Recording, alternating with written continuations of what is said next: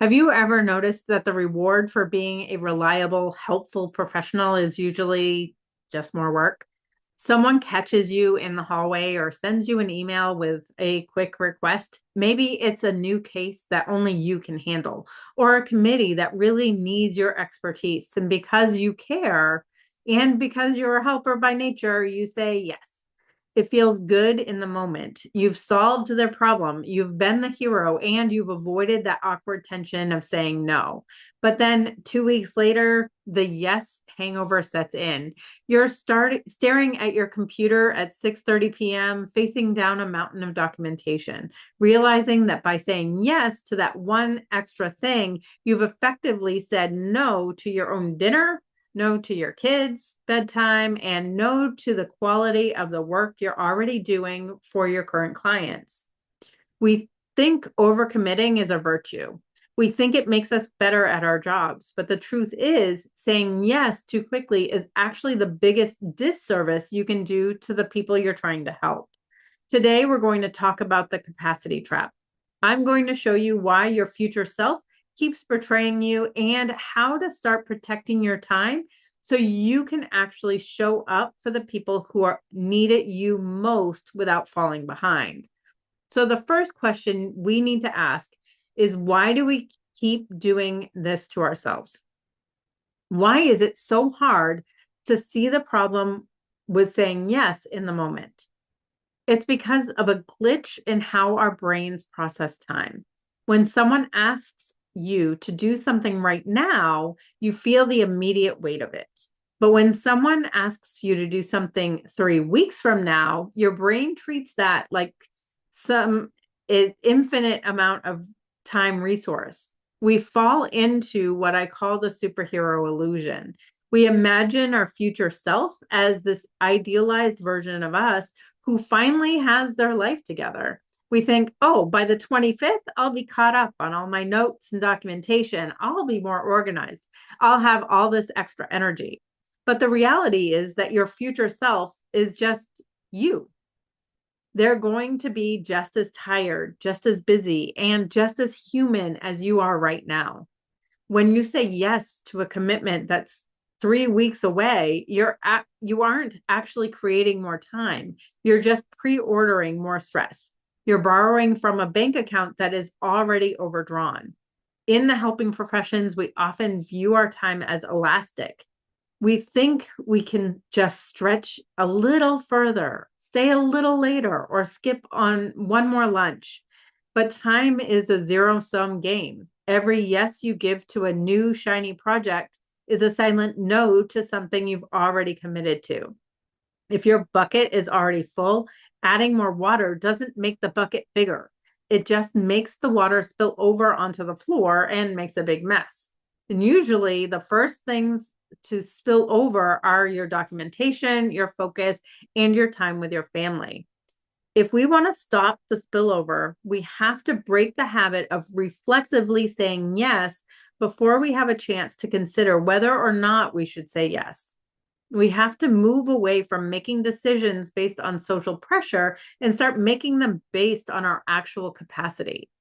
The first step is implementing mandatory pause reflex.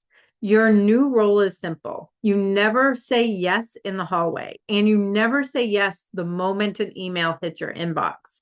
It doesn't matter how small the request is or how much you want to help the person who's asking. Instead, you use a placeholder. You say something like, I want to make sure that I can give that the full attention it deserves. Let me look at my calendar and get back to you tomorrow. Or I need to check my current caseload to see if I actually have the space to take that on right now. This does two things. First, it kills the superhero illusion. It gives your brain the time it needs to realize that 3 weeks from now is going to be just as busy as today. Second, it changes the conversation. You aren't telling the other person, no, I don't want to help you. You're telling them, I care about the quality of my work and I need to make sure that I'm not overcommitted. Once you've bought yourself that time, you have to apply the trade-off rule. Since your time is a zero-sum game, you have to ask yourself, If I say yes to this, what am I saying no to? If you add that extra committee meeting, are you saying no to finishing your notes on time? If you take on that new client, are you saying no to being home for dinner? When you see the trade-off clearly, no stops feeling like a sign of weakness and starts feeling like a clinical necessity. You realize that by saying no to the extra request, you are actually saying yes to the clients you already have, the quality of your care, and the people waiting for you at home. Now, some of you might be thinking, so this sounds great if a colleague is asking for a favor, but if my boss gives me something new, I can't just tell them I'll get back to them after checking my calendar.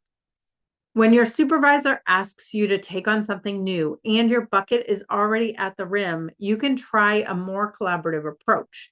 So you might say something like, I'm happy to help with this. I want to make sure I can give this new client or task the attention it needs while staying on top of my current billables and documentation.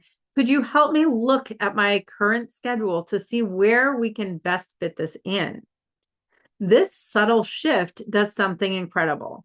You aren't saying no. You are effectively saying, I'm committed to quality and I need to make sure this addition is sustainable. By asking for their input on the fit, you're going to do three things. First, you're showing them your map. Most supervisors don't see your daily switching costs or the hidden hours of travel and prep. This invites them to see the reality of your clock. Second, you're protecting your standards. You're making it clear that you aren't willing to do a mediocre job by just squeezing it in. And finally, you're partnering on efficiency. You're asking for their big picture expertise. They might see a way to cluster your appointments or suggest a task that can be shifted to someone else that you hadn't even considered.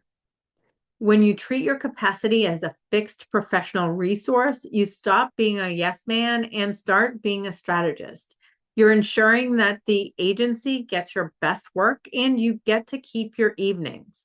The capacity trap is a cycle of yeses that eventually lead to a no to your health, a no to your family, a no to the quality of your care. But when you start using the pause reflex and inviting your leadership into the conversation, you break that cycle. You stop being the office martyr and start being a sustainable professional who can actually go the distance. If you're wondering how to actually show your supervisor where those hours are going, you need a way to visualize your week that goes beyond a standard calendar. If you haven't watched my video on conducting a time inventory, I highly recommend checking that out next. It's the visual system I use to see exactly where my hours are going, including the hidden costs like travel and switching, so I can make decisions based on data and not guilt. I'm Amelia Delphonse, and it's time to master your week. I'll see you there.